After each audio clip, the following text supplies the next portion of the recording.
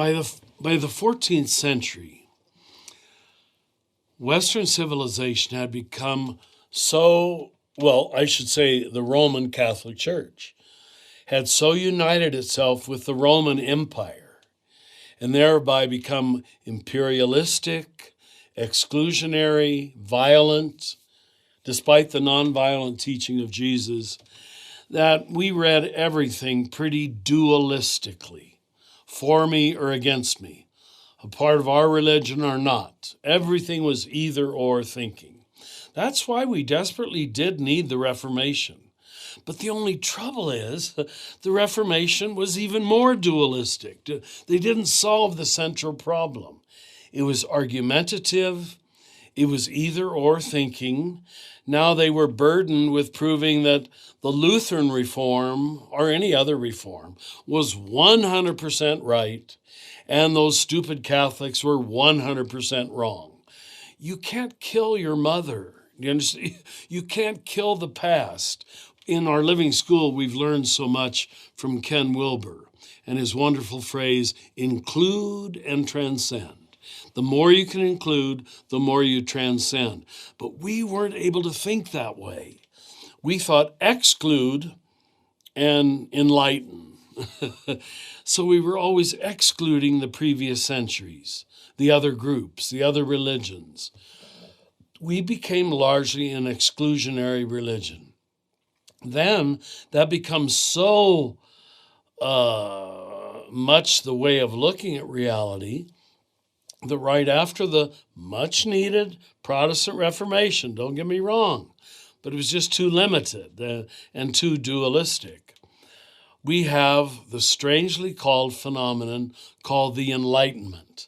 Now that's largely identified with the 17th and 18th century, where especially in German-speaking countries, English-speaking countries, and French-speaking countries, people become very rational. And thank God for it. It created the medical revolution, the scientific revolution, engineering, science, all the other things we benefit from today.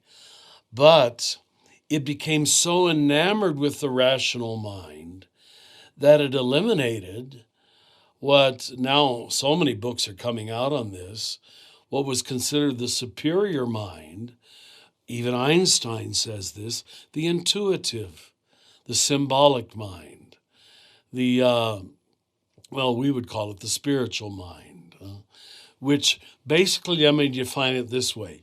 It saw things in wholes, not in parts. It didn't just see the rational part of it. It didn't exclude the rational, but there's more to you being rational. There's more to me being rational. And the examples I usually use are whenever you talk about any notion of love or death or suffering or God or infinity or sexuality, you better have a bigger mind than the rational mind.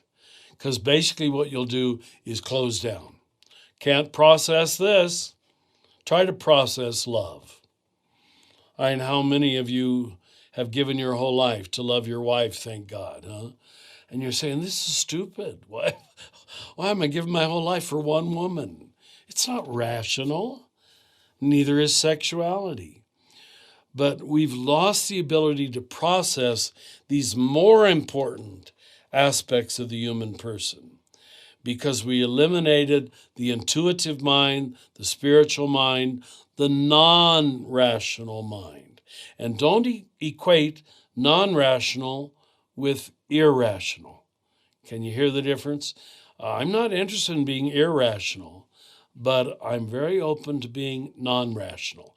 In other words, another access point than linear logic. Linear logic is wonderful if you're an engineer. Linear logic is necessary if you're a doctor. But if you're going to guide the soul, you better have another access point. That's what religion lost. Basically, Owen Barfield says, for the last 5 centuries. He calls, Owen Barfield was the spiritual father of J.R.R. Tolkien, T.S. Eliot, and C.S. Lewis. No less thinkers than these, And he says the last 5 centuries have been the desert of non-participation. It's a fancy word, but human beings did not feel they were participating inherently in the universe or in God or in others' lives. We were all isolated automatons, robots walking around. That's America today. There's little sense of communion. There's little sense of connection. The desert of non-participation. So that's why he encouraged T.S. Eliot and J.R. to write in symbolic form, in poetic form. Do you see? Because he knew they could awaken a different mind. And that's why so many people are fascinated by their poetry and their writing. So forgive that long answer, but we're coming out of a period of intense rational thinking and individualistic understanding of ourselves. Once you're rational and autonomous, the Richard self is operating here, disconnected from you, disconnected from the animals, disconnected from the universe, and therefore disconnected from God. I'm going to just say it. You don't have religion anymore. The very word religio, I had to study Latin for 6 years, is to religament, reconnect. Well, we aren't reconnected. We're disconnected from our neighbor, from other races, from other religions, certainly from the animals. I just read this weekend, if this isn't a stupid example, Descartes, the French Enlightenment teacher, who's often called the father of rationalism by some people, that he practiced, I even hate to talk about it, vivisection of animals, which means torture of living animals, right? Because he said they are just machines. They said you could hear the screams of the animals. He would make sure not to kill them, but simply to cut them while they were still alive, so his mind could understand the living animal. He basically validated the whole idea of vivisection, the torturing of living human beings, because they were not rational.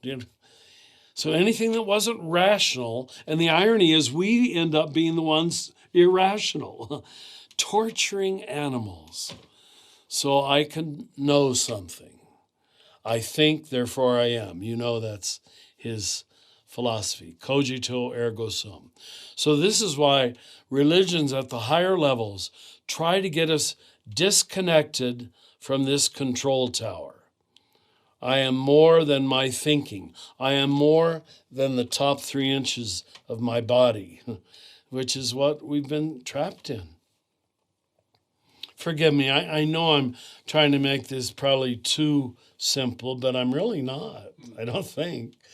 I want ordinary people to realize the prison we're trying to come out of. And we've been in a major prison, which is, look at the evidence. Look at our politics. Look at our economics. Look at the amount of poor people on this earth that we don't even seem to care about. How can this humanity created so good in the image of God be so uncaring about so much? If the planet persists 10 more years, they say the whole Central Ocean will be one ocean of plastic. Give us 50 more years, and I guess the plastic will go all the way from San Diego to Japan. Doesn't that visibly tell us we're doing something wrong?